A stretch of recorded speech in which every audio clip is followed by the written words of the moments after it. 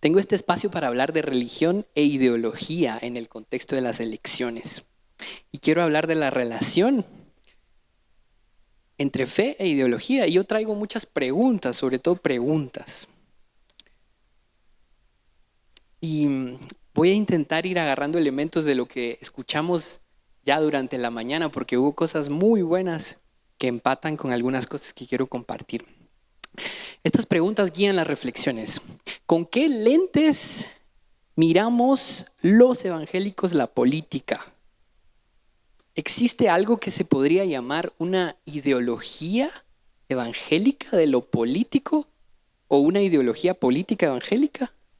¿Qué discurso se genera en espacios evangélicos sobre lo político? ¿Qué prácticas? Pero también, ¿qué consecuencias tiene ese discurso y esas prácticas?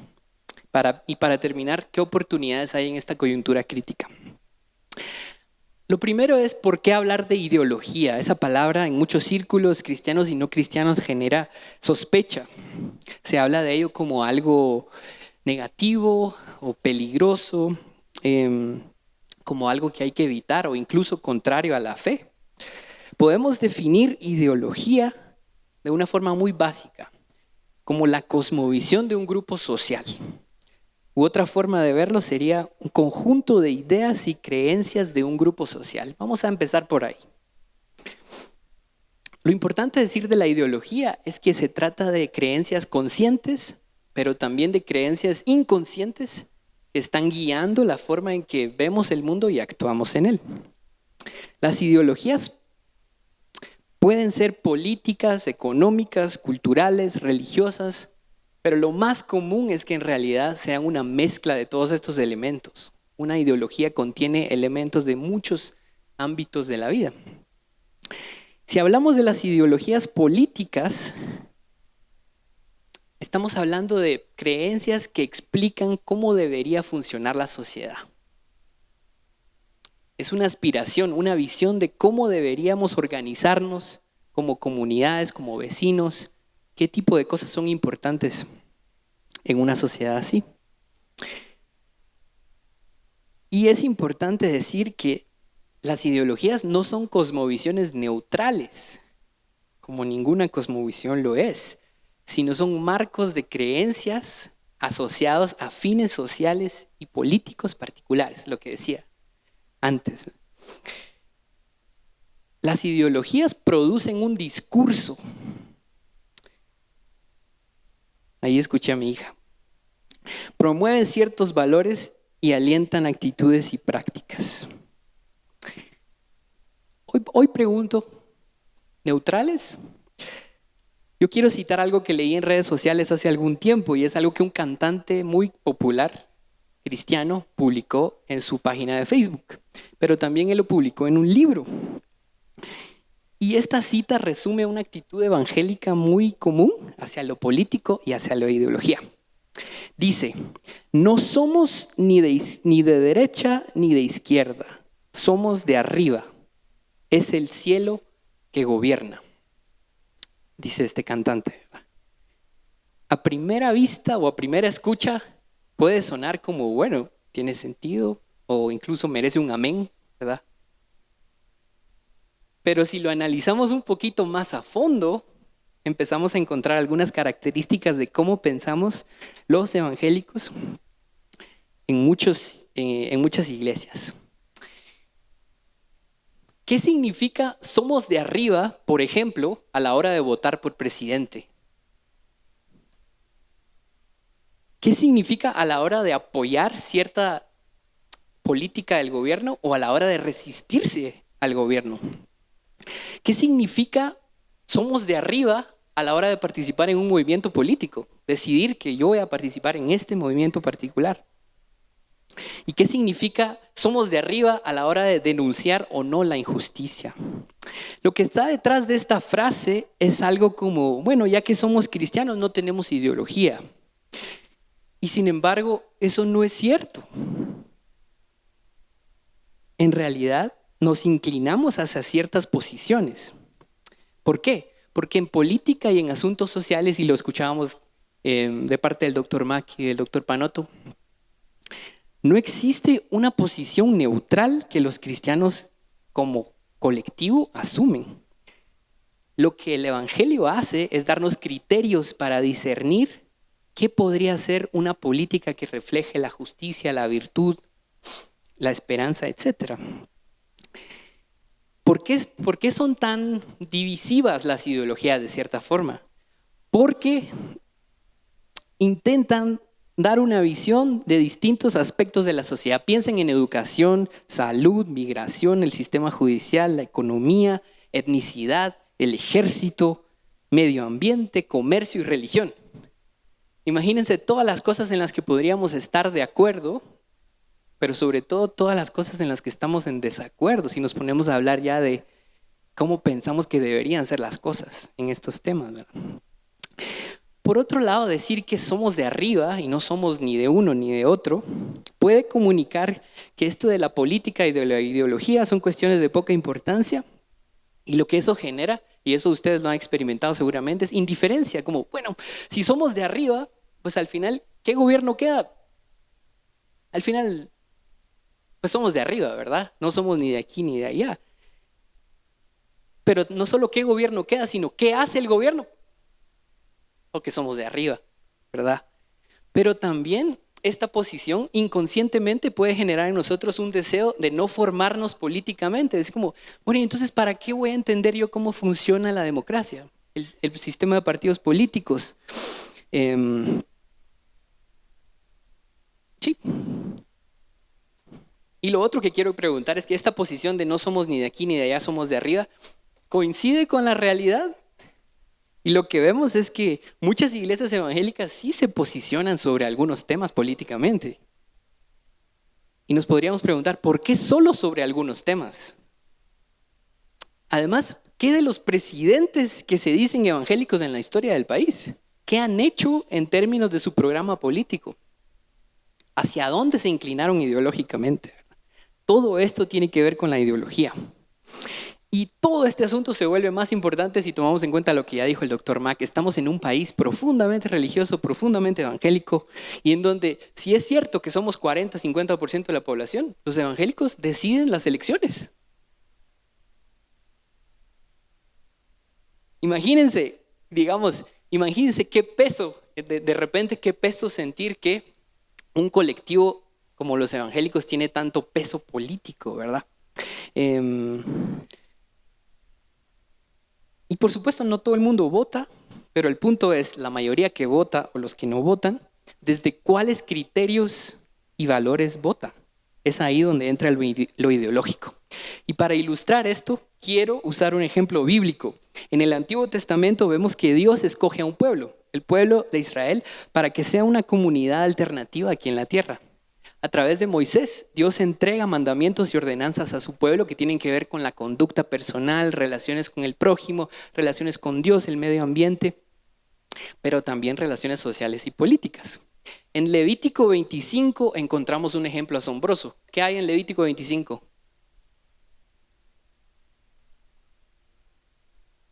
Se trata del principio bíblico del jubileo.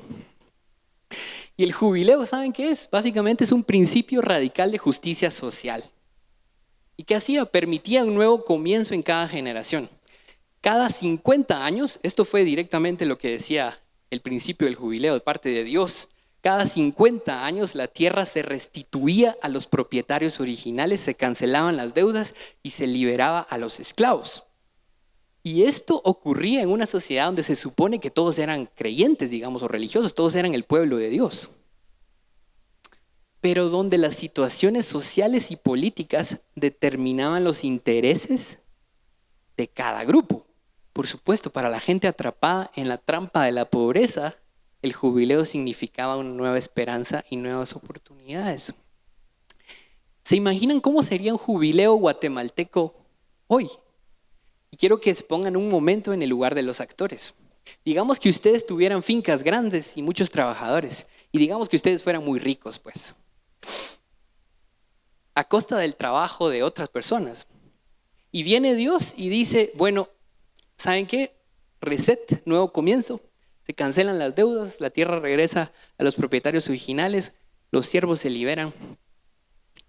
si ustedes fueran estos hacendados ricos, ¿qué posición adoptarían frente al principio del jubileo? Pero si ustedes fueran los trabajadores sin tierra, ¿qué posición adoptarían? Y este mismo ejemplo quiero usarlo para decir, imagínense que estos fueran dos partidos políticos. Un partido es el de los propietarios ricos y otro partido es el de los trabajadores sin tierra. Y es año de elecciones. El partido de los propietarios se opone al jubileo y el partido de los trabajadores propone el jubileo. ¿Por qué partido votarían ustedes? No me digan, ¿verdad? Y ahí, pero sobre todo este ejemplo es para ilustrar que se supone que todos los cristianos van a tener una perspectiva similar sobre lo político. Pero ya cuando empezamos a tocar ciertos temas, entonces hay intereses y hay diferencias muy importantes. Y para entender la ideología nos sirve una distinción entre convicciones e intereses. El doctor habló de convicciones. ¿Qué pasa en una sociedad democrática? Idealmente, grupos con distintas ideologías e intereses se disputan el poder. Los creyentes como miembros de la sociedad se apegan consciente o inconscientemente a cierta ideología política.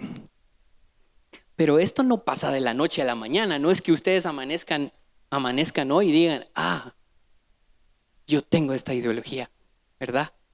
Eso no ocurre. Lo que ocurre, la pregunta es cómo se termina una persona inclinando hacia cierta ideología. Y aquí hablamos de convicciones e intereses.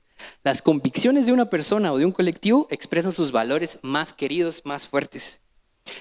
Y las ideologías políticas buscan traducir esos valores en programas políticos o en maneras de organizar la sociedad. Y quiero citar aquí algunos valores que en el plano ideal representan la derecha y la izquierda, hablando de ideologías políticas en ese sentido. La derecha le gusta hablar de responsabilidad individual, de generación de riqueza, de libertad. Y la izquierda se asocia mucho, o sea, reivindica mucho la justicia, la igualdad, la solidaridad. Y entonces, ahí viene la pregunta, entonces, ¿de qué ideología deberíamos ser los y las creyentes? ¿Verdad? Y traigo la cita de nuevo del cantante, ¿verdad? No somos ni de aquí ni de allá, somos de arriba. Pero eso no es suficiente, ya vimos, ¿verdad? Entonces, una persona o colectivo se va a inclinar a aquella ideología que represente mejor los valores que considera más importantes a nivel religioso, económico, social. Es obvio que las convicciones religiosas de una persona van a impactar en su ideología, eso es obvio.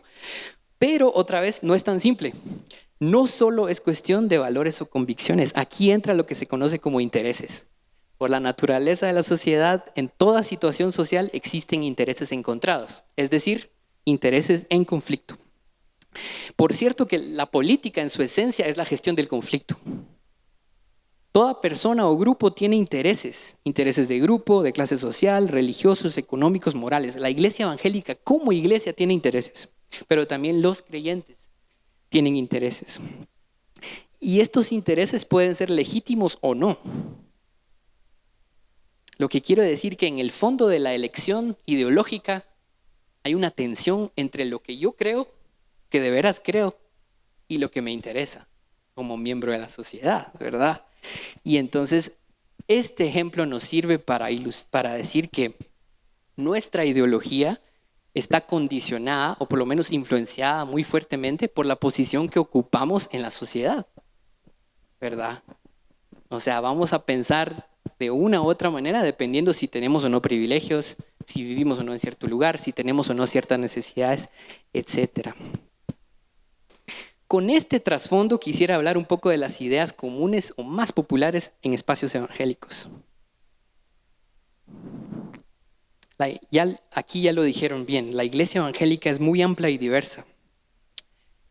Hay diferentes posiciones ideológicas dentro del cuerpo de Cristo. Y sin embargo se puede hablar de una teología evangélica de lo político que es bastante típica de América Latina y de Guatemala. Son ideas con mucho peso que llegan a nosotros como resultado de un legado teológico, histórico, cultural, y muchas veces no somos conscientes de esta ideología que permea nuestra teología hasta que por fin logramos desempacar nuestras ideas, ¿verdad? Como estaba hablando el doctor Mack, y en el auditorio se sentía como que algo se estaba como desempacando, ¿no? Como que entendimos algo nuevo que no habíamos pensado de por qué actuamos o pensamos así. Y bueno, lo que quiero decir es que estas ideas que hay en la iglesia evangélica sobre lo político conforman un discurso teológico y generan prácticas. A continuación quiero mencionar algunas de las creencias, citas bíblicas y frases más comunes en espacios evangélicos y que se oyen mucho en tiempos de elecciones. Seguramente ustedes han escuchado o han dicho alguna vez: Dios quita y pone reyes.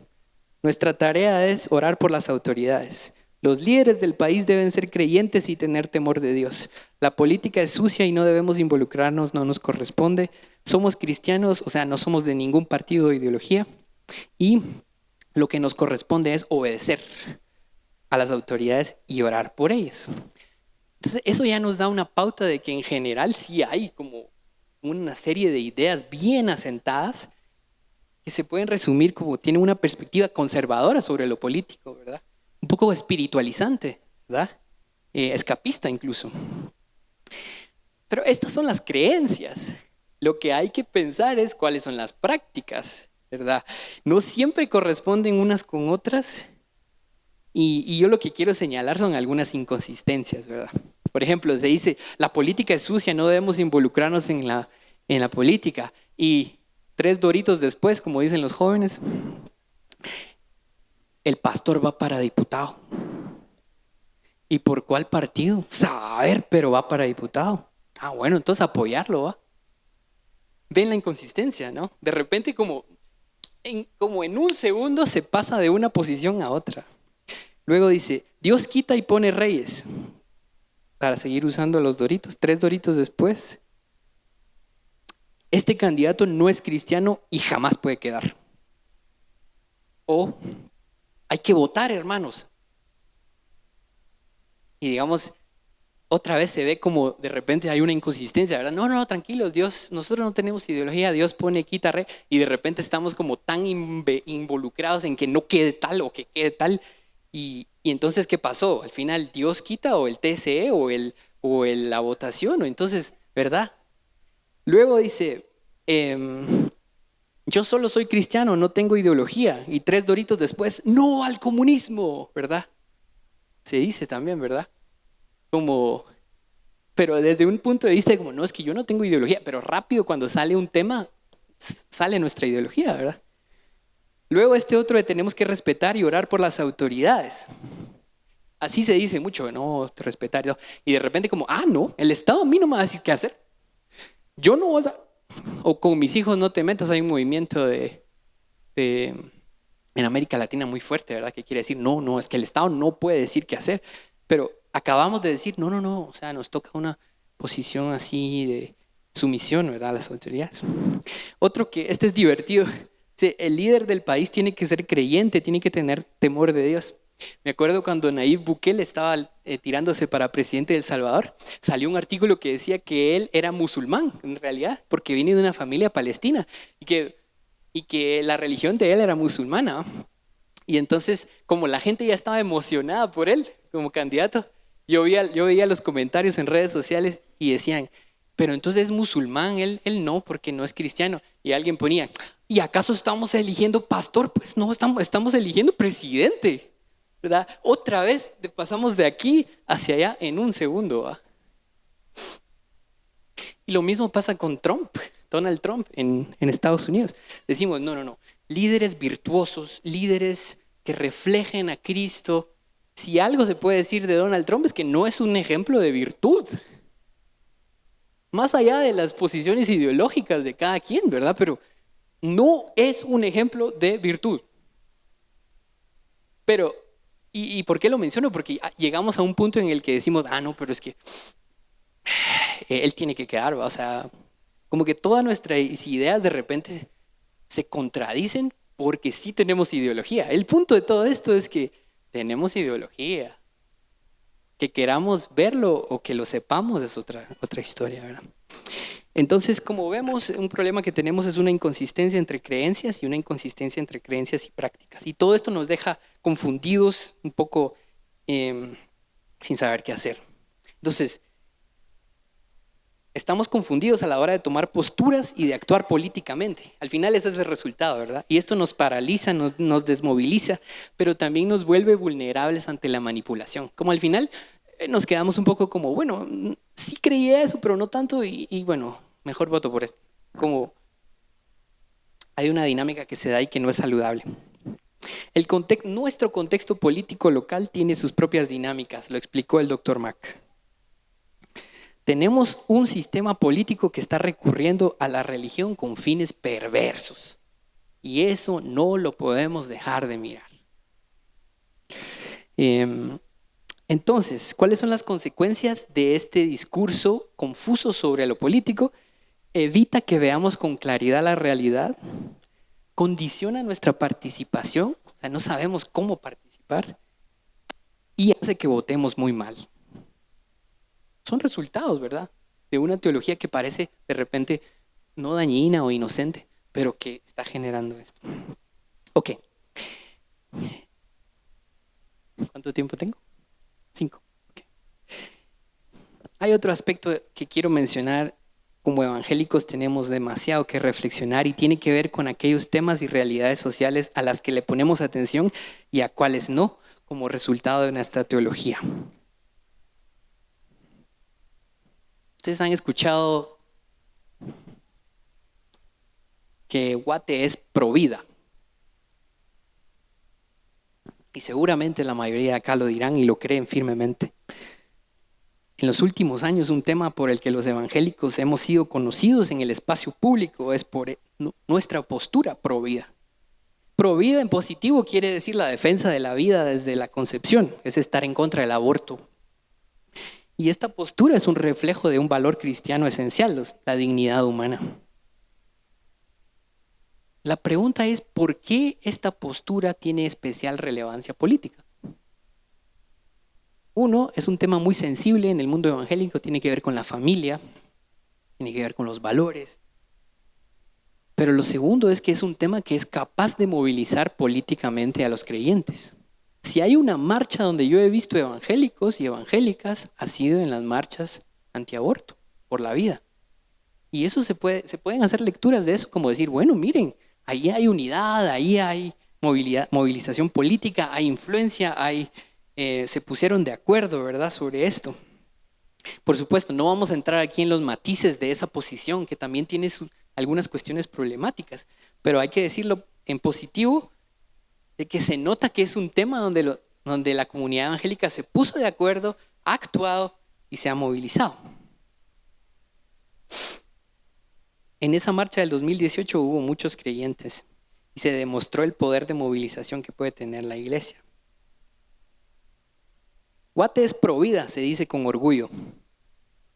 Y la pregunta obligada ahí es como, ¿realmente es así?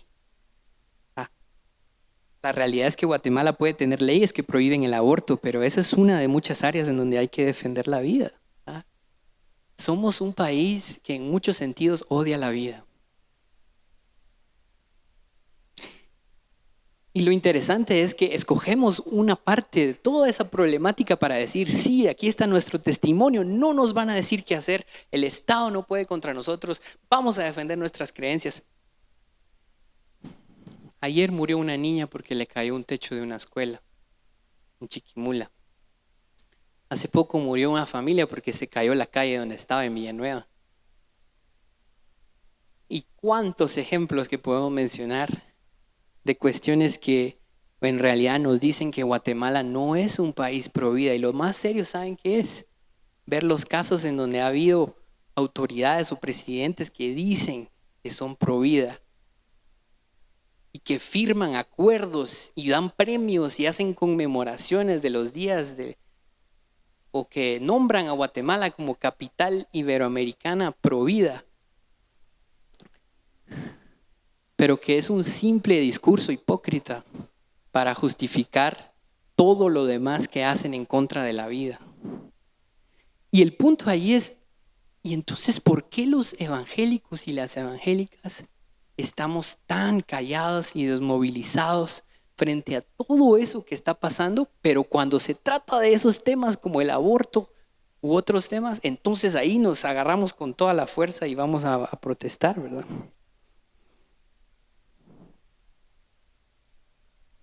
¿Y saben qué es lo triste? Y aquí quiero ir amarrando el final con unas partes de llamados a la acción. Que la iglesia evangélica, por haber crecido tanto, ahora tiene poder. Pero ese poder se está usando en general muy mal.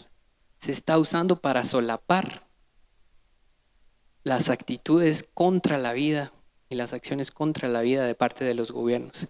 ¿Cómo es posible que haya pastores apoyando estas actividades, pero callados completamente cuando tienen la oportunidad de decir algo, de reclamar algo, de denunciar algo? Ahí podemos hablar de muchas cosas, pero miren, voy a mencionar solo dos cosas que ocurrieron en este gobierno. Este gobierno redujo en más de 150 millones el presupuesto para reducir la desnutrición infantil.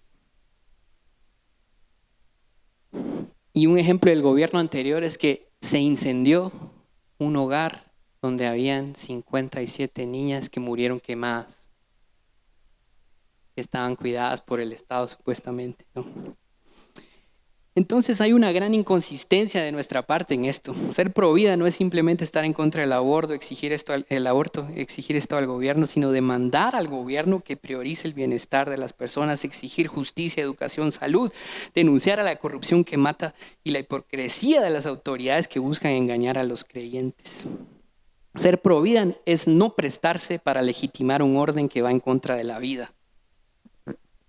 Y como decía, hubo iglesias que con su presencia en actos como este de la capital iberoamericana, lo que hacen es al final, intencional o no, lavar la cara al gobierno. Y no se puede celebrar algo que es un espejismo. No somos una sociedad pro vida. Quiero terminar diciendo que tenemos oportunidades, lo dijo el doctor Mack. Las oportunidades que tenemos ahorita no solo son importantes, son críticas en este momento. Quiero decirles algunas cosas, hermanas, hermanos, conciudadanos, les suplico que desconfíen de los partidos que hablan de Dios en estas elecciones. Resonando con lo que dijo el doctor Mar, se lo suplico. Estos partidos que están hablando de Dios son los que en realidad no tienen que ver con la ética, la justicia, la compasión y el amor. Desconfíen profundamente, son lobos vestidos de ovejas. En segundo lugar, les quiero pedir un ejercicio ciudadano. Revisen, por favor, cómo votaron los partidos en el Congreso en los últimos 4 años.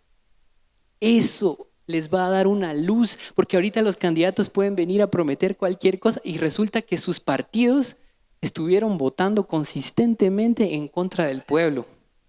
Y nosotros ahora a votar por ellos. No puede ser eso. Se los ruego. Ustedes como líderes, revisen, ayuden a otras personas a ver qué ha pasado. Esa información está ahí, solo hay que buscarla. Y también les invito a combatir la desinformación. Si uno de los baluartes de la fe es la verdad, ¿por qué vamos a propagar mentiras? Lo mínimo es investigar, hablar con otras personas, preguntar. Tenemos una responsabilidad muy grande en estas elecciones y no podemos desperdiciarla. Muchas gracias.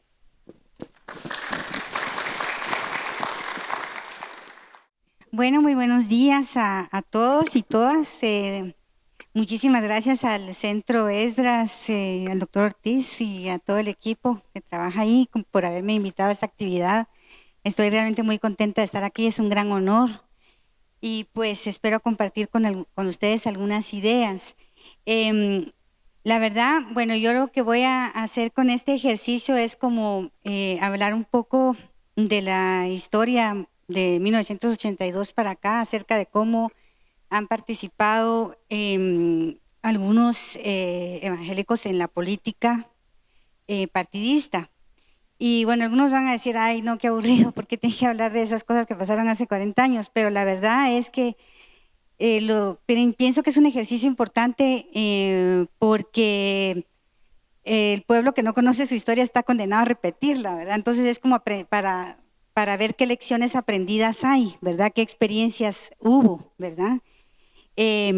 Y no, bueno, no se trata solo de mencionar nombres aquí o partidos allá, pero en determinado momento sí es importante hacerlo, ¿verdad?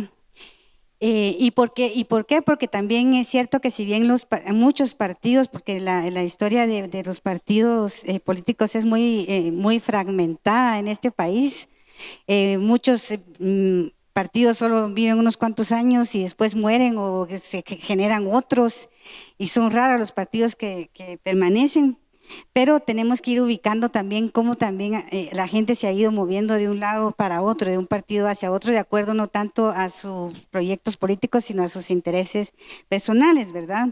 Entonces, bueno, ya se ha mencionado acá sobre la alta población evangélica que tiene el país, ¿verdad? Entonces, bueno, primero que todo yo quiero decirles que bueno, sí respeto mucho de que sabemos que a nivel coloquial decimos evangélicos, pero que hacia su interior, como ya lo ha mencionado Israel antes, hay una gran diversidad, ¿verdad? Una gran diversidad no se puede generalizar, pero bueno, en términos de economía de lenguaje, pues mencionaremos evangélicos. Entonces, bueno, no solo de acuerdo que hay una población que va del 41 al 42% aproximadamente de esta población, hay pues mayores posibilidades de que más gente evangélica quiera participar en política. Bueno, un paréntesis es que realmente pues no tenemos como un porcentaje así exacto, porque sabemos que el Censo Nacional de Población en Guatemala no recoge la adscripción religiosa de las personas. Lamentablemente sería bueno que incluyeran esa línea, ¿verdad? Pero a veces no se hace porque con aquello de que el Estado laico, si el Estado puede ser laico, pero no quiere decir que no recoja la información. En otros países sí se hace. En México, que presume tanto de la laicidad, sí recogen el censo la adscripción religiosa de los ciudadanos. Entonces, en ese sentido, pues recurrimos a algunas encuestas. Bueno, hay encuestas, así como las que hablaba el doctor Mac, de a veces de intención de voto, que pueden estar sesgadas, ¿verdad? O manipuladas. Pero hay otras encuestas, bueno, que hacen otras instituciones, como el Centro Pew de Washington, o bien una encuesta muy interesante, la encuesta libre de Prodatos de Prensa Libre, que se parecen mucho y nos dicen que son del 41 al 42% ya de la población. Solo Honduras nos gana con el 45%. Entonces, esos datos son interesantes, ¿verdad? Entonces, ahora lo que sí es cierto es que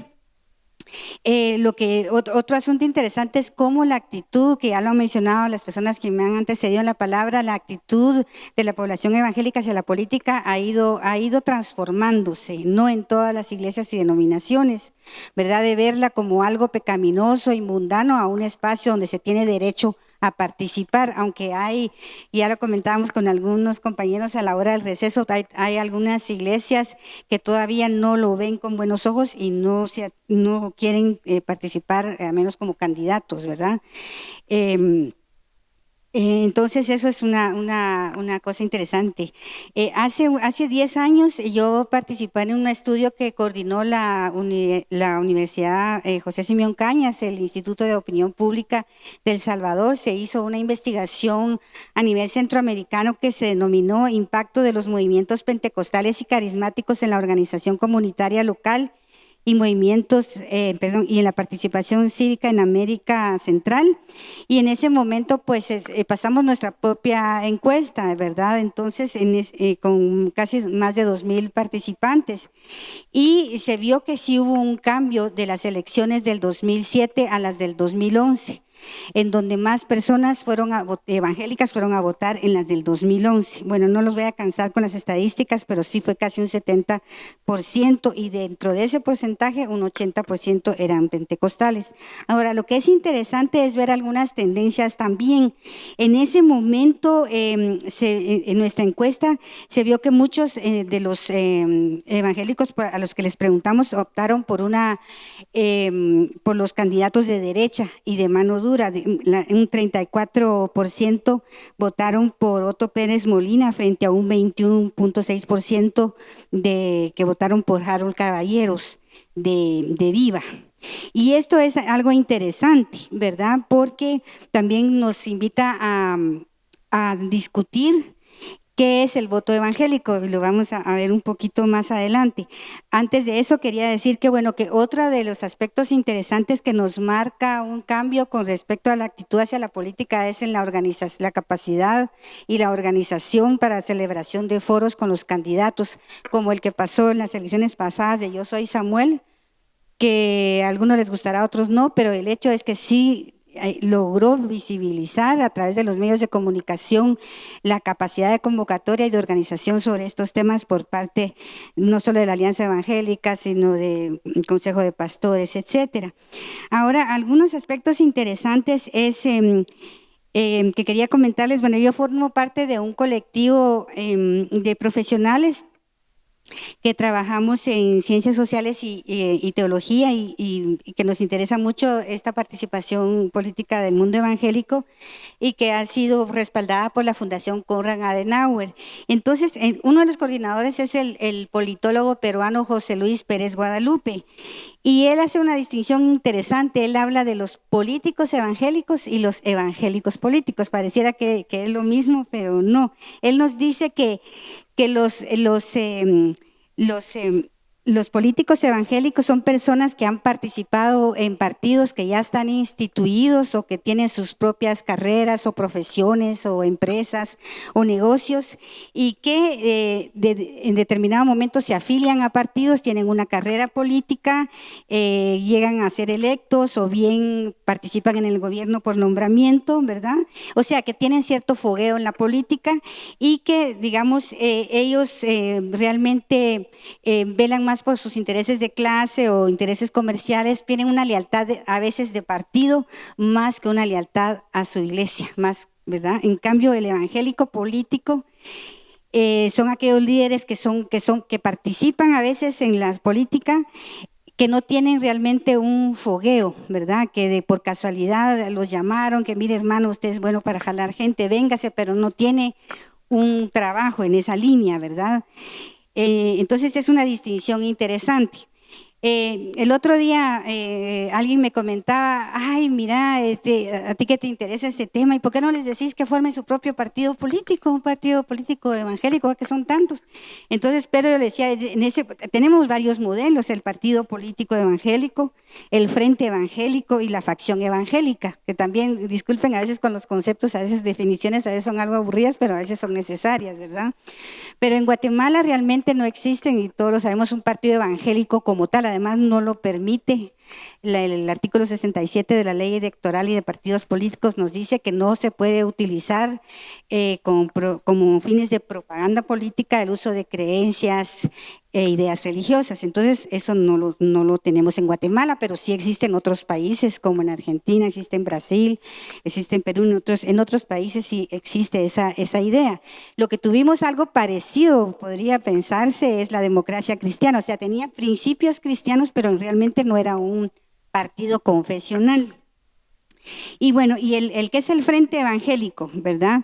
Que sería, como pienso yo, el caso de Viva o de Visión, que sería un espacio político liderado por personas evangélicas de diferentes denominaciones, pero que se abre a que participen otros actores, otras personas que comparten sus ideales políticos y económicos también, ¿verdad? Eso sería, por ejemplo, como Visión con Valores Viva, que fue fundada por caballeros y que entraron a participar otras personas, ¿verdad? Y igual está en el caso de Valor.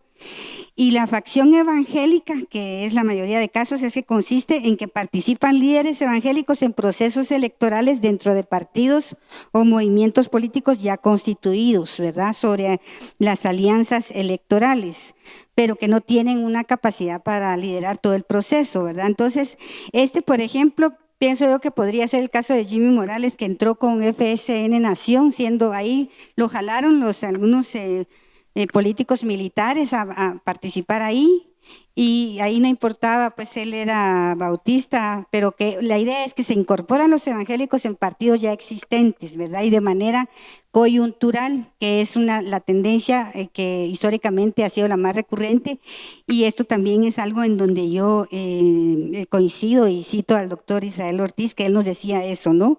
Se incorporan de manera coyuntural.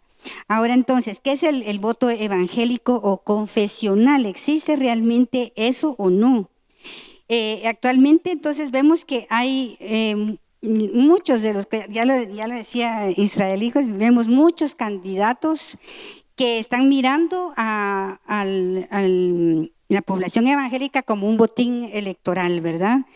Y por eso utilizan todos estos discursos, todos son muy buenos, todos son pro vida, todo lo hacen por quedar bien, pero realmente existe ese voto y qué significa que si los evangélicos van a votar por candidatos cristianos necesariamente o que presuman de valores cristianos, implica el voto evangélico que ellos como borreguitos, digamos, van a dejarse convencer por esos discursos. Yo en lo particular pienso que no, ¿verdad? Pero podría decirse que el voto evangélico es la tendencia a buscar un electorado sobre base de ideas y de mensajes religiosos de corte evangélico y conservador. La tendencia latinoamericana es que si bien hay una población cristiana evangélica que está en ascenso, ¿verdad? No puede hablarse de un voto confesional ni siquiera en Guatemala, en donde ya hubo 3 presidentes evangélicos. ¿Y por qué decimos que no hay un voto confesional o por qué se puede afirmar eso? Entonces uno tiene que hacer como una mirada histórica de los presidentes evangélicos que hemos tenido. Bueno, el primero, pues sabemos que fue el general, ¿verdad? Efraín Ríos Montt en el 82, que llegó realmente a la jefatura de Estado por un golpe de Estado. No lo llevó ahí la Iglesia Verbo, ¿verdad? No lo llevó ahí su iglesia, no lo llevó ahí la población evangélica, sino los militares, los oficiales jóvenes, ¿verdad? Es claro que él después llevó personas de Verbo ahí. Y hace 2 días, escuché al rector de la UPANA, el doctor Maynor Herrera, que trabajó con Bianchi en una campaña electoral, y él es de Verbo, y él decía claramente fueron solo 7 personas, 7 ancianos de la iglesia Verbo que trabajaron con el general y algunos en posiciones muy subordinadas. Lo que quiero decir con esto es que en ese momento histórico no se puede sobreestimar de que toda la iglesia Verbo, como iglesia neopentecostal, estuvo respaldando al general, que es una persona, como sabemos, una persona muy, muy polémica, ¿verdad? Porque por lo que pasó, que estábamos en el conflicto armado interno y sabemos que hubo muchas violaciones a derechos humanos. No es aquí mi posición juzgar su papel en este momento, pero bueno, hay un juicio que se hizo, una sentencia, y entonces lo que vemos con esto es que también él fue llevado como evangélico por una situación de coyuntura, lo cual de nuevo vemos que en este caso el doctor Ortiz tiene razón al decir, bueno, no hubo un proyecto político que lo llevara a él ahí por parte de la población evangélica. Luego vemos la transición a la democracia, no sé cómo estoy de tiempo, todavía estoy 5 minutos. Y bueno, con la transición a la democracia, bueno, no vamos a hablar de todo el periodo de Vinicio Cerezo, pero había dejado en este periodo de Cerezo que, bueno, la gente estaba muy esperanzada porque era la transición a la democracia, pero bueno, dejó muchas desilusiones y pues luego pues tuvimos a Jorge Serrano Elías, que es también dentro del mundo evangélico una persona muy polémica, ¿verdad? Porque no dejó una buena elección. Sin embargo, tampoco podemos decir que en ese momento fue llevado a la presidencia por los evangélicos. Algunos autores así lo afirman, pero yo creo que realmente tanto católicos como evangélicos le votaron a Serrano Elías. En esa época, fíjense que había 32 partidos que expresaban diversos matices dentro de la misma concepción ideológica. Y lo que había habido es una gran cantidad de fracturas políticas al interior de todos los partidos. Había un gran oportunismo de sectores que ya habían convertido toda la actividad partidaria en un puro modus vivendi, ¿verdad? De cómo vivir acerca de eso, ¿verdad? Entonces, pues vino Serrano y funda el Movimiento de Acción Solidaria, el MAS, ¿verdad? Y que realmente apuntaba a lo mismo y no había otras opciones políticas para los sectores mayoritarios. ¿Cuáles eran los sectores mayoritarios? Campesinos, obreros, ¿verdad? Entonces, en ese momento se estaban postulando personas sin mayor experiencia política, ya fuera tanto católicos como evangélicos. Entonces, bueno, la experiencia de Serrano Elías, bueno, como sabemos es que hubo un autogolpe, ¿verdad?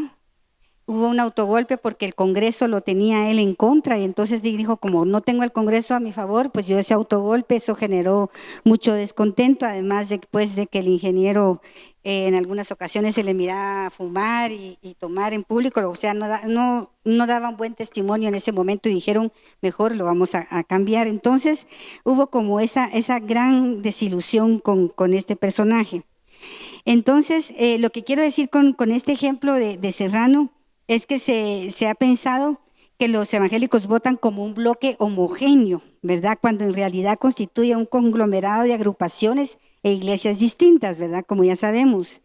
El voto evangélico no es monolítico, ¿verdad? Sino que se está muy disperso y quienes participan como candidatos a cargos de elección están inmersos en una gran cantidad de partidos, que es lo que estamos viendo otra vez en esta oportunidad.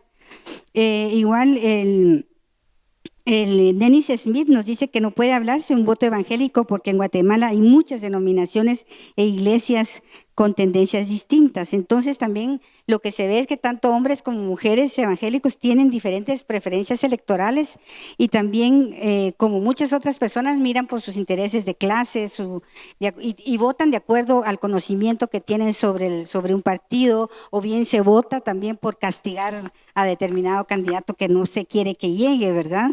Entonces, eso es muy interesante de analizar esas trayectorias, ¿no? Entonces, ahora podemos pasar a ver una última experiencia que fue la de las elecciones del 99, donde participa el evangélico Francisco Bianchi Castillo, que fue del Movimiento de Principios y Valores o Partido de Acción Reconciliadora Democrática ARDE, que fue un partido de muy corta vida, ¿verdad? Pero fíjense que interesante de que se pensaba que en ese momento, ya en esa época, bueno, estábamos hablando que en ese momento había como entre un 20 y un 25% de población evangélica en Guatemala, y se pensaba que por ser el candidato evangélico, la mayoría de personas iban a votar por él, pero solo recibió el 2% de las votaciones presidenciales en ese año, ¿verdad? Y pues el ganador fue Alfonso Portillo, como sabemos, ¿verdad? Entonces el punto que quiero subrayar acá es que aunque el porcentaje de población evangélica ya era bastante alto en Guatemala, eso no fue suficiente para que votaran por Bianchi, ¿verdad? Entonces, tanto el ARDE como el Frente Republicano de Guatemala, el FRG, fueron vistos por la población y los medios de comunicación con partidos con cierta orientación evangélica, pero nunca como partidos evangélicos en sí mismos, ¿verdad? Entonces, esto es muy interesante, que según una encuesta de Prensa Libre, aunque pueda tener podamos tener algunas objeciones sobre estas encuestas, pero decía, ¿verdad?, que de más de 1.196 encuestados dijeron que se identificaban con ARDE, pero al final 75% de los que votaron por él resulta que eran católicos. Entonces, quiere decir que de alguna manera, por eso es que digo que no se puede hablar necesariamente de que existe un voto evangélico en Guatemala, ¿verdad? Y bueno, y lo último que también pasó con Harold Caballeros, que debemos recordarnos, ¿verdad?, del Shaddai, que lanza su candidatura en el 2011 por la coalición entre el partido Visión con Valores y Encuentro por Guatemala. ¿Y cuál fue el porcentaje que tuvo? 6.24%. O sea que no estaba votando la gente evangélica en masa por él, sino fueron otros factores los que arrojaron ese resultado. Bueno, yo creo que me estoy pasando de tiempo. Solo quería, bueno, yo creo que también se va a hablar más de este escenario. Solo mis reflexiones finales, ¿verdad?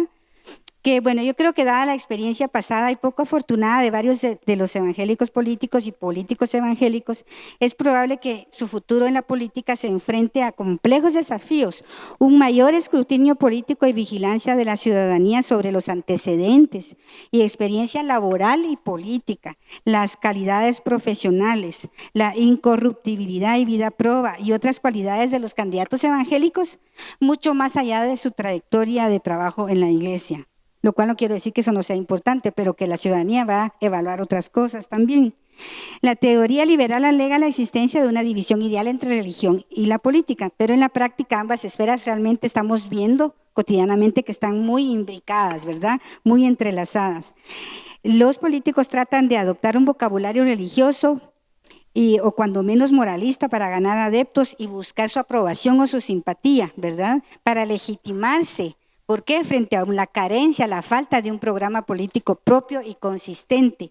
Esta necesidad de beneplácito religioso o bien de respaldo de los evangélicos a los políticos no se hubiera dado a no ser porque estos reconocen que entre los votantes existe un buen número de evangélicos y de católicos conservadores porque se sabe de la influencia que los pastores tienen sobre la feligresía. La ciudadanía evangélica y de otras adscripciones religiosas debería estar atenta a la utilización y manipulación barata de estos discursos por parte de políticos electoreros, con lo cual coincido con Israel.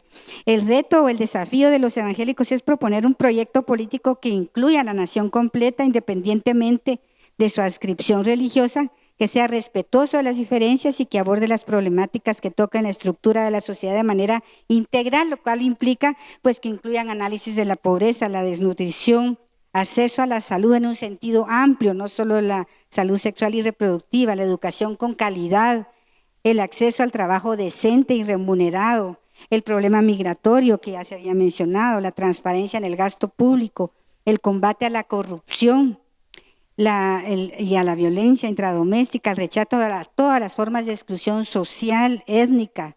Hay mucho racismo en Guatemala y mucha discriminación hacia mujeres y muchos otros temas que en su conjunto van a afectar la calidad de vida de todas las familias.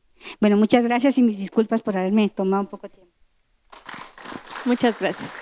Bueno, pasamos ahora al tema de los candidatos evangélicos en la contienda electoral. En esta ocasión me toca compartir un poco algo acerca de los candidatos evangélicos en lo que es la contienda electoral.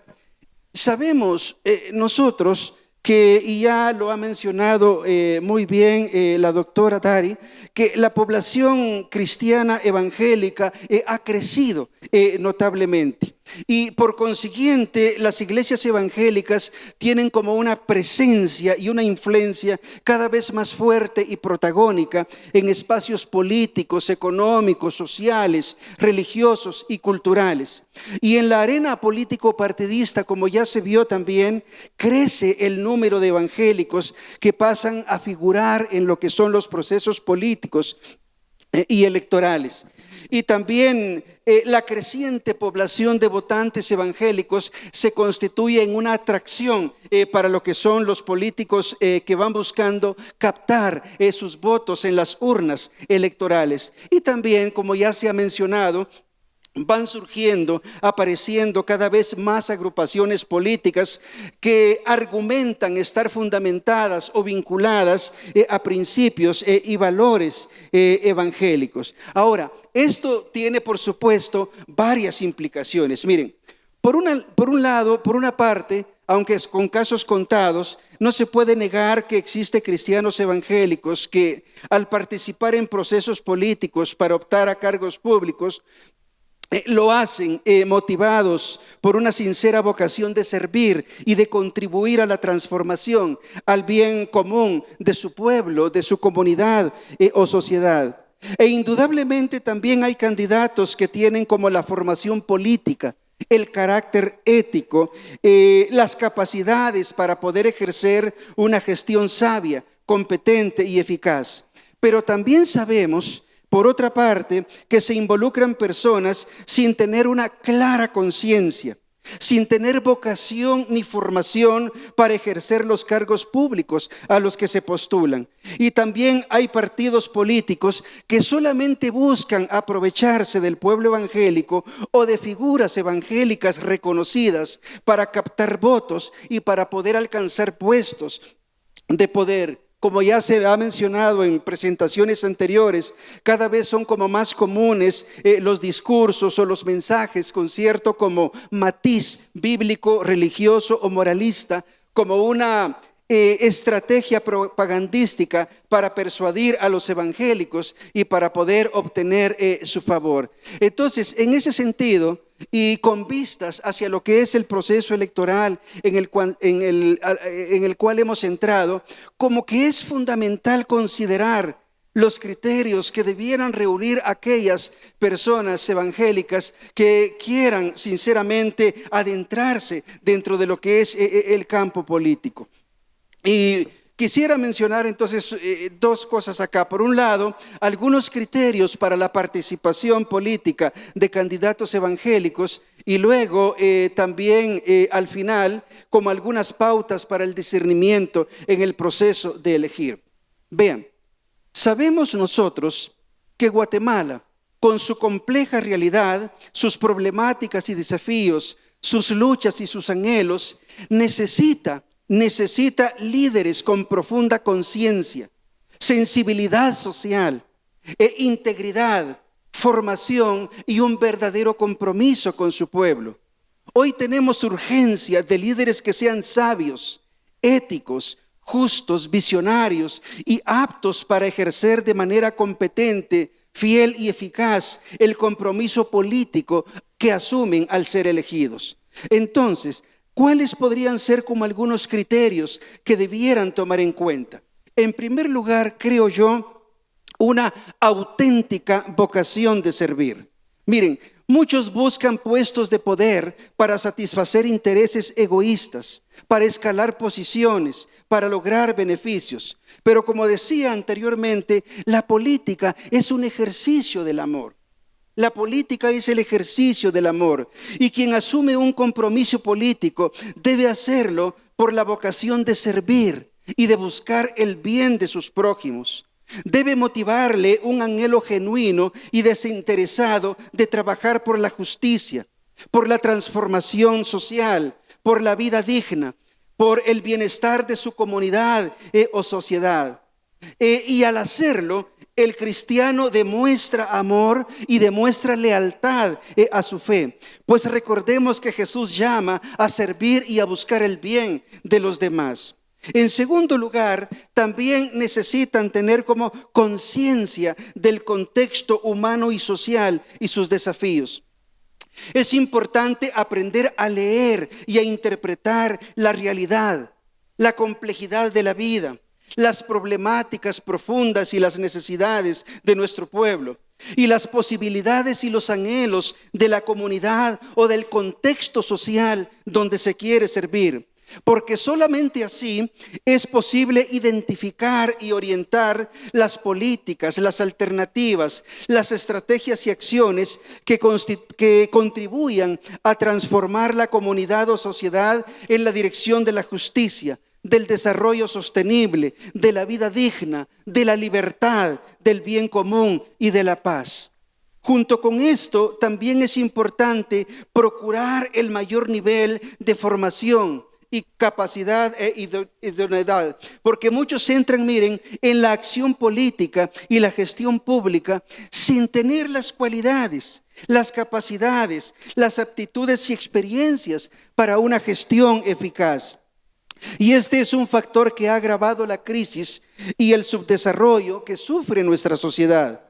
Por lo tanto, en el complejo mundo de la política y de la realidad social en que vivimos, en cuanto más conscientes, más capacitados y más competentes sean los líderes políticos, tanto mejor podrán contribuir al cambio social, al bienestar común, a la justicia y a la construcción de una sociedad mejor y más próspera.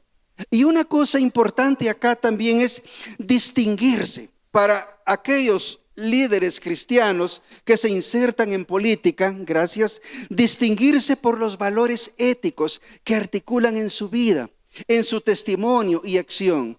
Ya se ha dicho que la acción política es desvalorizada por la carencia de integridad y el injusto actuar de no pocos políticos. Por ello, los participantes evangélicos y todos los participantes deben articular en su vida los principios y valores de su fe centrada en la ética de Jesús. Por ejemplo, integridad, coherencia de vida, sentido de justicia, amor al pueblo, cuidado, respeto de la vida, generosidad, un espíritu de violencia y de paz, especialmente en una sociedad tan violenta y hostil como la que vivimos, aprecio por la verdad y la libertad, vocación de servicio, humildad y sencillez, también una actitud de diálogo y escucha, capacidad de perdón, sensibilidad hacia los excluidos y empobrecidos, responsabilidad y respeto.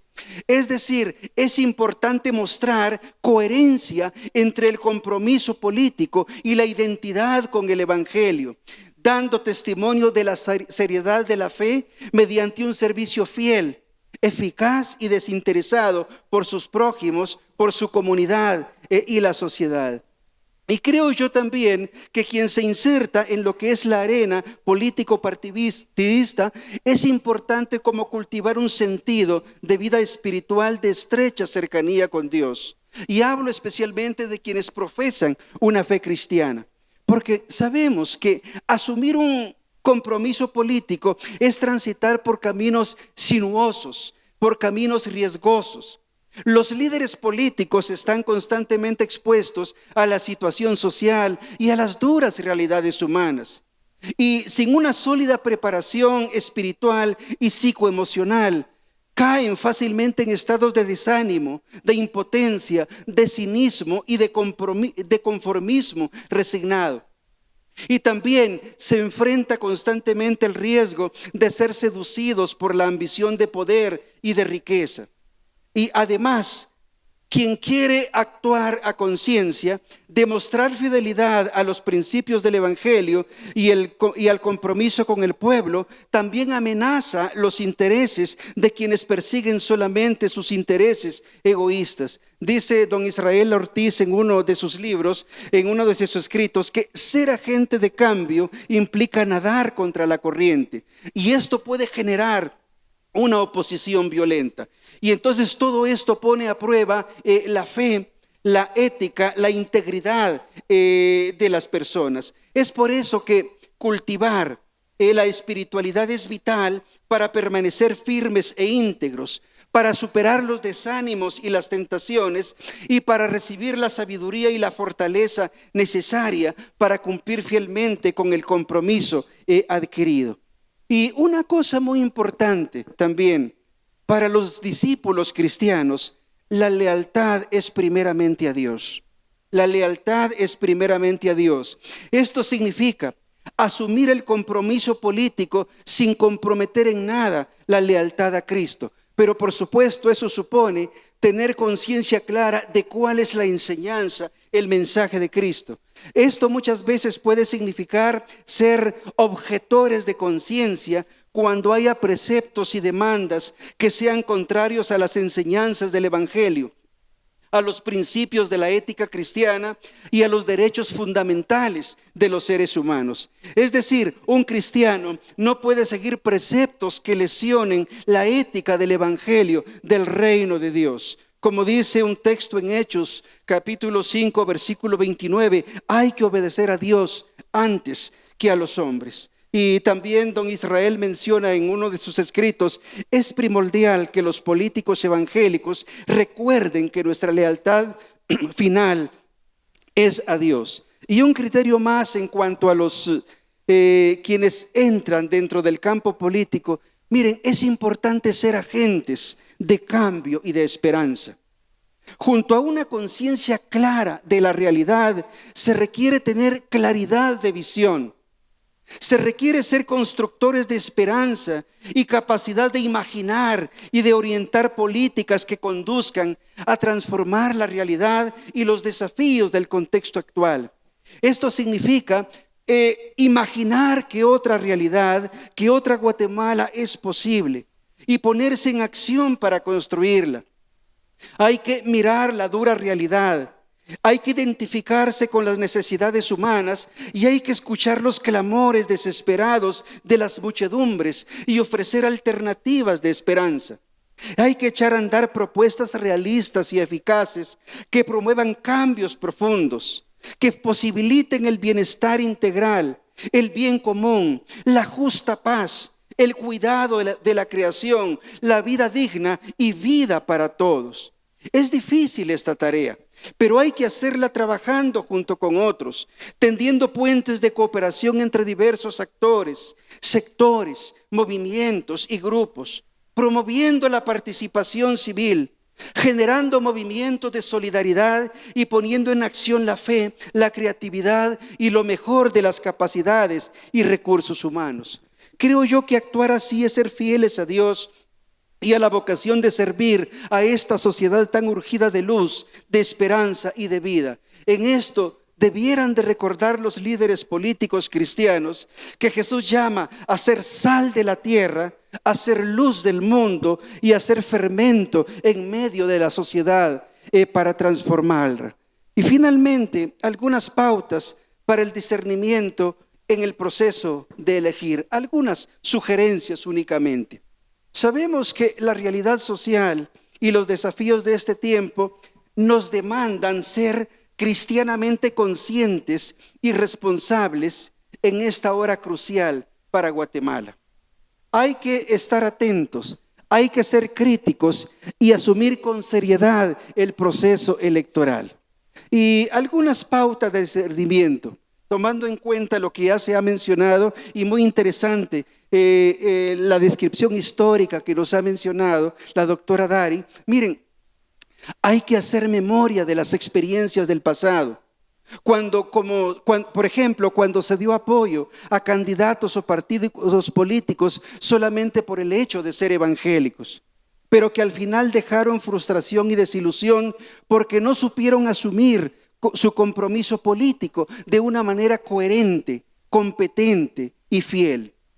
Otra tarea para la iglesia, y es bastante difícil un poco ahora porque falta mucha información, pero hay que esforzarse por conocer a los candidatos. Más allá de una afiliación eclesial, hay que conocer su trayectoria con el fin de discernir si cuentan con la integridad ética, la calidad humana, la formación, la capacidad de gestión y las aptitudes fundamentales para los cargos a los que se postulan. Creo yo que no se debe votar por quien no ha demostrado con su testimonio y con sus hechos el amor generoso y desinteresado por su pueblo, por su comunidad o nación. Además, hay que tratar de conocer sus posturas, sus planes, sus propuestas, para analizar si responden a la realidad contextual, si responden a las necesidades y desafíos sociales y si se orientan a hacer transformaciones estructurales en la sociedad, en la dirección de la justicia. Es un mundo muy difícil, ¿no es cierto? Con todas las situaciones que vemos de violencia, de injusticia, de corrupción, todas estas cosas que afean al mundo. Pero creo yo que hay esperanza y que tenemos que seguir cultivando la esperanza. Las vidas suyas son precisamente signos de esperanza. Entonces, ante estas realidades tan difíciles que nosotros vivamos, llenémonos de fe, llenémonos de esperanza y juntamente con eso trabajemos precisamente para construir y para hacer que desde lo que hacemos ese reino de Dios, un reino que es vida, justicia, bendición y paz, se vaya haciendo presencia y realidad en medio nuestro. Hagámoslo desde la fe, desde la esperanza y desde la alegría que a nuestra vida, a nuestro corazón trae el evangelio del reino de Dios. Aquí quiero que alguno de los tres decida quién quiere responder. La pregunta dice, ¿cómo se puede educar a un pueblo con el voto en estas elecciones? Yo pensaría que lo importante es analizar como la figura del candidato con la información disponible y ver si existe un plan o un proyecto de gobierno. Los que tienen, el asunto es que hay algunos partidos que no tienen sus proyectos colgados de su página web, ni siquiera la tienen actualizada, ¿no?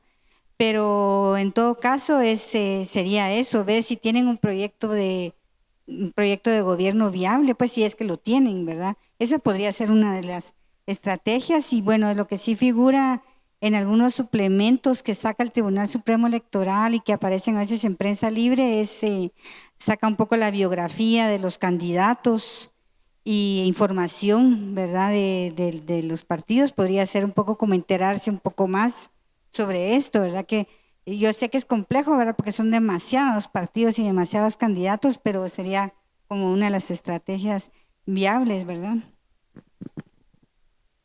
Muchas gracias. Y creo que esto responde a otra pregunta que estaba acá, que dice cómo orientar a las personas hacia un voto responsable. No sé si alguien más quiere aportar, si no, seguimos. Dale, Isra. Bueno, el doctor Mack dio algunas pautas en relación a eso. Em, yo quería agregar un par de cosas que no mencioné. Uno es que, bueno, revisar el perfil del candidato o candidata está bien, revisar el programa del candidato o candidata está bien, pero aún más importante en el contexto de estas elecciones es revisar cuál es el grupo de poder que está alrededor del candidato. En otras palabras, voy a ponerme en pie. En otras palabras, sí se puede encontrar información sobre quiénes son las personas detrás de cámaras que están financiando, promoviendo, apoyando a ciertos partidos, y hay alguna información que nos puede servir para de entrada, de una vez, descartar, como dijo el doctor Mack, 80%, 90% de la oferta electoral, literalmente, ¿verdad? Hay que recordar una cosa: en la democracia, idealmente los partidos políticos, en esa definición clásica, ¿verdad?, son intermediarios entre la sociedad y el Estado, ¿verdad? Eso no pasa acá. Acá los partidos son mafias, en su mayoría. Y ahí está la distinción, ¿verdad? Porque podemos caer en esa parte de como, y eso es tan común, todos son iguales, ¿verdad? Todos se van a corromper, todos. Y no es exactamente así, ¿verdad? Obviamente, después nos toca tomar algunas decisiones que tienen que ver con ideología, ¿verdad? Que tienen que ver con qué partido voy a apoyar, qué propone y todo.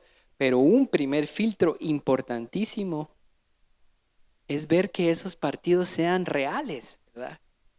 Que no se hayan armado solo para ser estructuras criminales.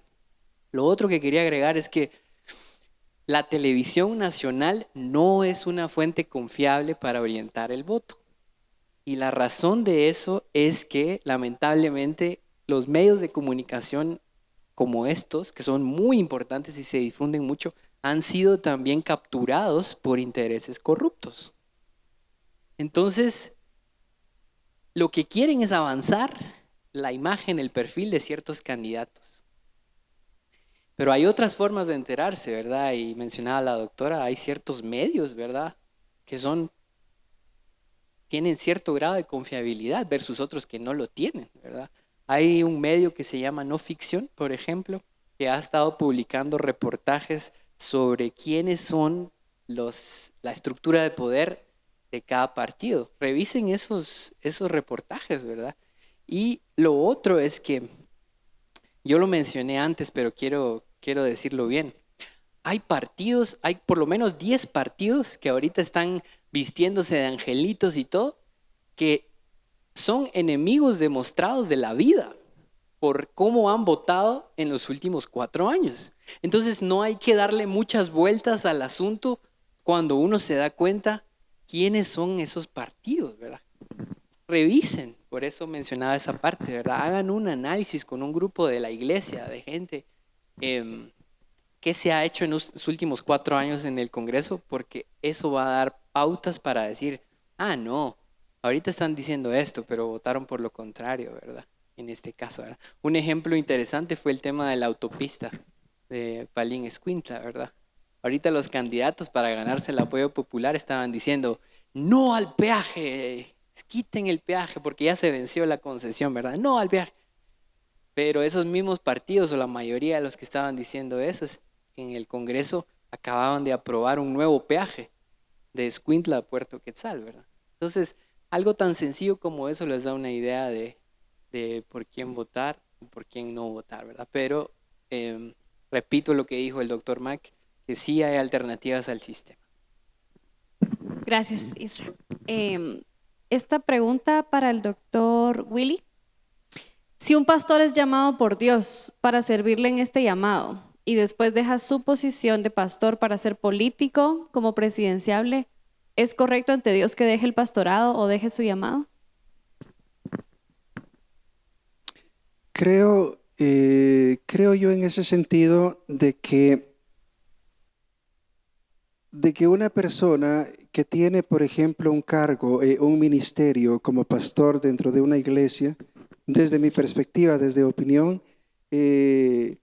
mejor sería que no se involucrara dentro de lo que sería, digamos, este campo. Y si finalmente decide hacerlo, tendría que ser muy cuidadoso en el sentido de cómo marca también como una diferencia en cuanto a su lugar dentro de lo que es la iglesia, en el sentido eh, él, por ejemplo, un evangélico puede participar directamente, puede participar en la política, pero no, por ejemplo, comprometer a lo que es su iglesia con un partido político, por ejemplo. Entonces pensaría yo que tiene que ser. De todas formas, creo que constitucionalmente también no hay posibilidad para que, por ejemplo, un ministro cristiano pueda como participar dentro de lo que es como como una contienda política. Tenemos que ser bastante cuidadosos con eso. Gracias.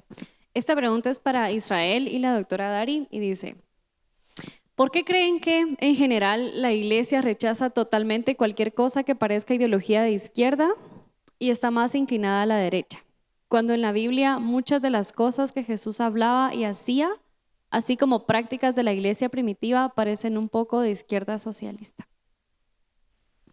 Bueno, quizá porque en determinado momento se ha identificado a la izquierda con movimientos marxistas, ¿verdad? Un poco con la idea que ya había explicado antes el doctor Luis Mac, de que bueno, el marxismo de alguna manera pues se interpretó, se identificó con esa frase, ¿verdad? De que la religión es como el opio del pueblo, o sea, que la gente piensa que el marxismo deslegitima o desacredita a las personas religiosas, entonces se identificó la izquierda como algo antirreligioso, antidios y todo eso, aunque son como aspectos que se generalizan mucho.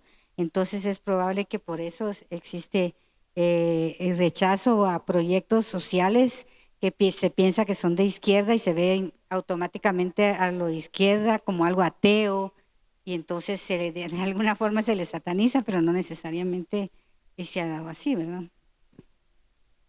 Isra, ¿quieres complementar?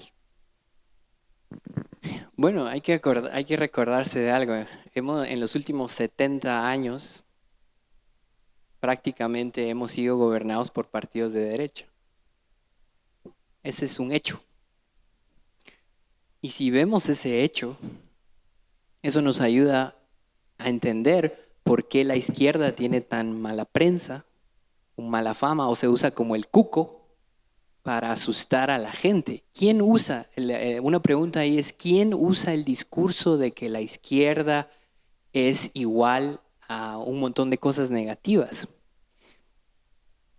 Y la mayoría de veces ese discurso viene de los grupos que tienen el poder y que saben que ciertos movimientos políticos de izquierda en especial van a cuestionar el estado de las cosas y van a exigir una nueva forma de gobierno, pero sobre todo como relaciones más justas en el ámbito de la economía en particular, ¿verdad? Y en otros temas.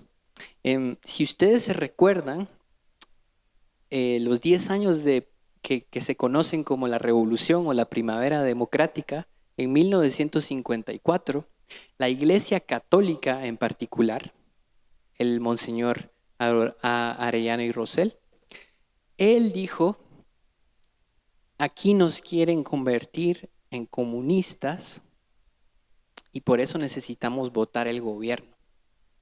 Y con ese discurso la Iglesia Católica movilizó un montón de gente para que ya no apoyaran a Arbenz en ese momento. Y ese fue el comienzo de una serie de gobiernos de derecha que luego se convirtieron en gobiernos de militares. Y lo que quiero decir con todo esto es que el proyecto de la derecha, los proyectos de la derecha y la izquierda, pero históricamente de la derecha en Guatemala, ha sido un proyecto ideológico para que las cosas no cambien, ¿verdad? Y entonces naturalmente hay que asustar a la gente con cualquier cosa que suene a redistribución, justicia, impuestos, ¿verdad?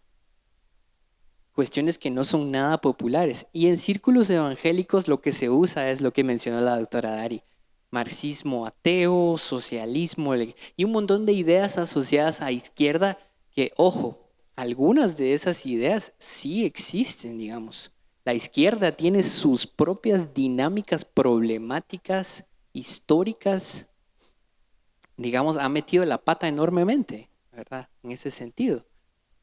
No se trata de idealizar a la izquierda, y sin embargo hay que ser muy claros que la gente que tiene el poder en Guatemala no quiere ni por asomo, ni siquiera que se hable de socialdemocracia. Se habla de socialdemocracia y empiezan a decir, no, que eso es el socialismo marxista. Y la socialdemocracia es una posición generalmente de centro-izquierda, ¿verdad? Porque hay todo un espectro, ¿no? Está la extrema derecha, la extrema izquierda, el centro, centro-derecha, centro-izquierda. Entonces, hay que tomar en cuenta eso. Lo otro que iba a decir, que generalmente el rechazo a temas que son sensibles a la comunidad evangélica forma parte de programas políticos de derecha. El aborto, temas de, digamos, antileyes de diversidad sexual y otros temas. Generalmente son los partidos de derecha que dicen, no, nosotros defendemos la vida y la familia. El problema es que lo provida, de cierta forma, se ha asociado a ser de derecha y se ha mezclado a tal punto que pareciera que ser provida y ser de derecha son la misma cosa, o que deberían ir juntos, cuando no es así. Se puede ser provida y tener una ideología diferente a la derecha, ¿verdad? Más bien, muchas cosas que promueve la izquierda son muy provida comparados con lo que muchas veces se empecina en decir la derecha, que no quiere cambiar.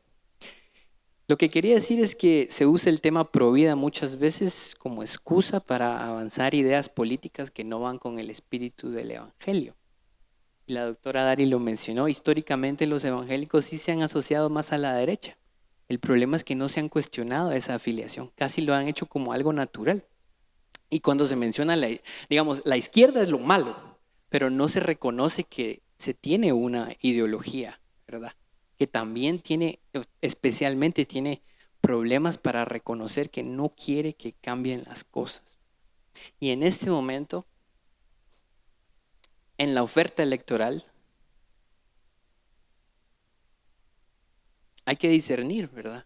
También esa parte, ¿verdad? ¿Quiénes son los partidos que se dicen de derecha, pero también qué prácticas han promovido, quiénes son? Hay otro tema ahí, que por ejemplo hay muchos partidos que dicen yo soy de derecha, pero en realidad no creen en los mismos valores de la derecha.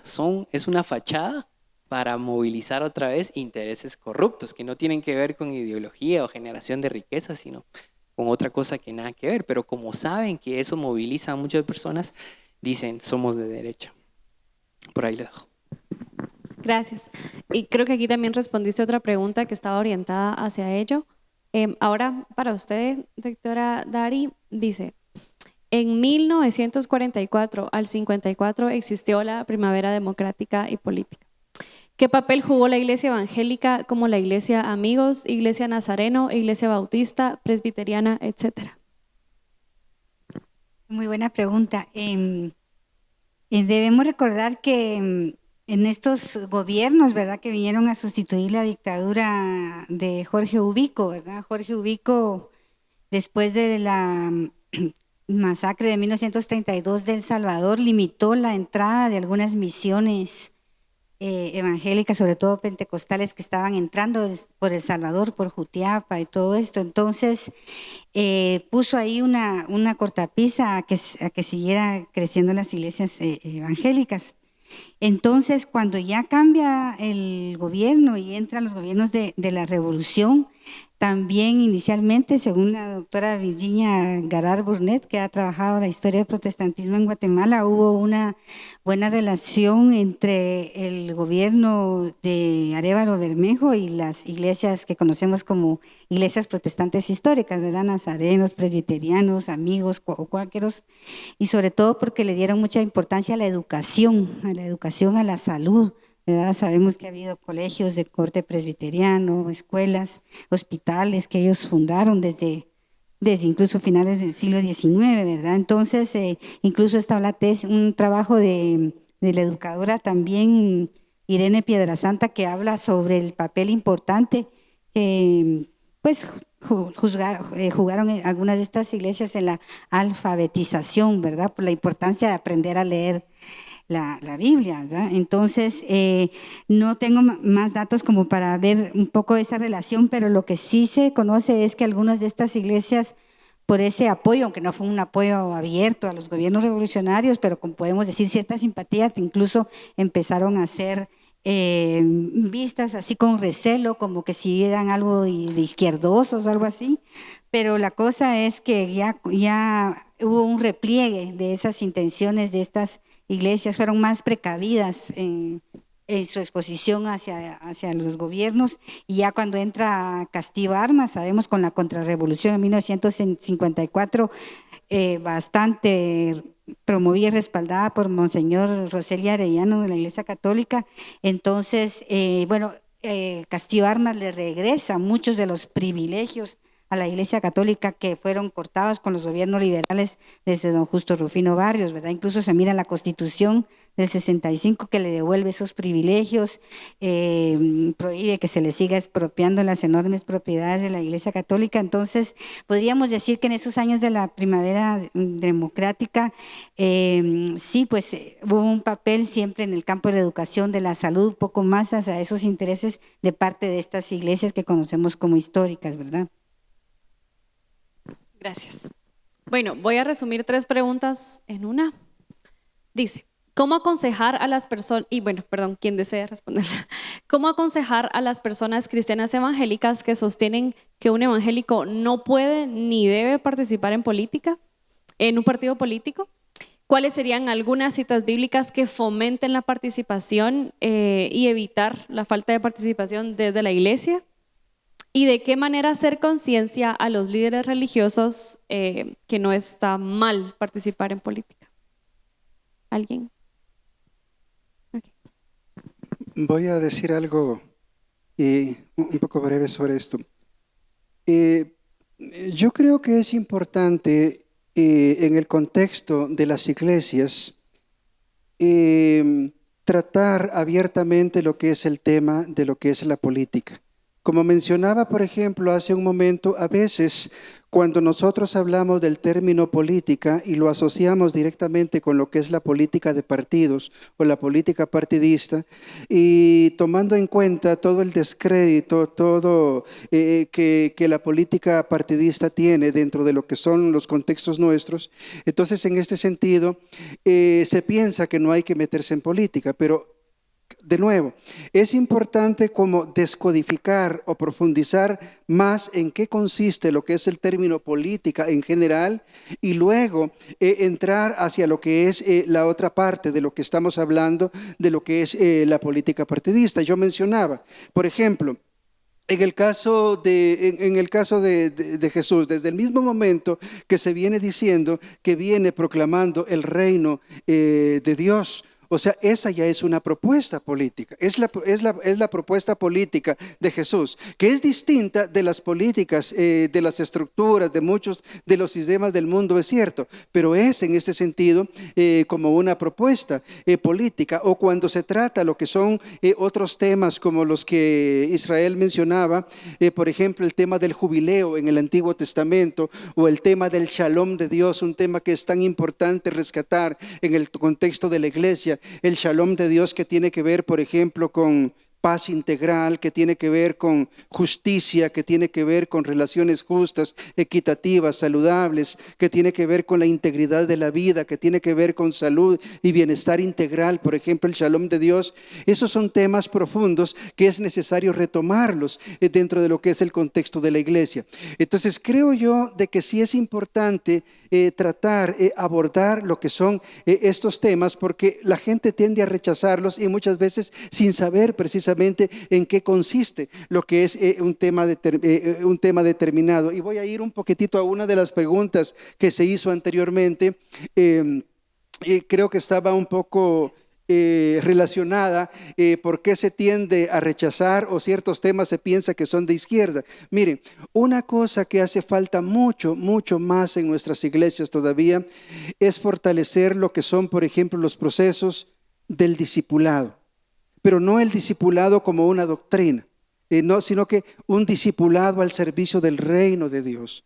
Es necesario profundizar en lo que es la educación cristiana de manera profunda y muy importante también una hermenéutica bíblica contextual, es decir, cómo leemos lo que es la Biblia, porque por ejemplo, si leyéramos más profundamente lo que es el mensaje de Jesús, por ejemplo, entenderíamos que cuando Jesús está hablando de la salvación no se reduce solamente a la cuestión del alma, a la cuestión de lo que es la salvación de pecados, sino que la salvación como la misión es un concepto integral, es un concepto holístico.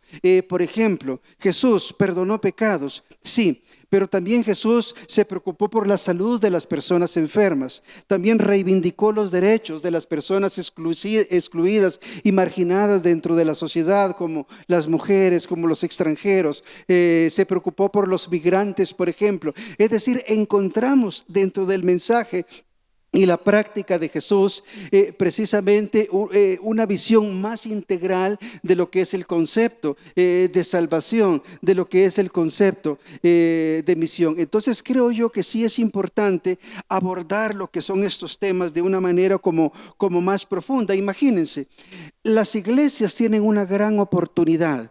Si las iglesias asumen a conciencia lo que es un discipulado centrado en los principios y los valores del reino de Dios, valores como por ejemplo justicia, paz, unidad, equidad, alteridad, servicio, perdón, reconciliación, todo lo que son los valores del reino de Dios.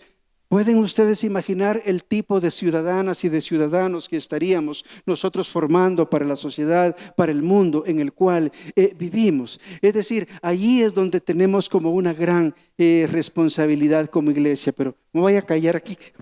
No hay pena, gracias.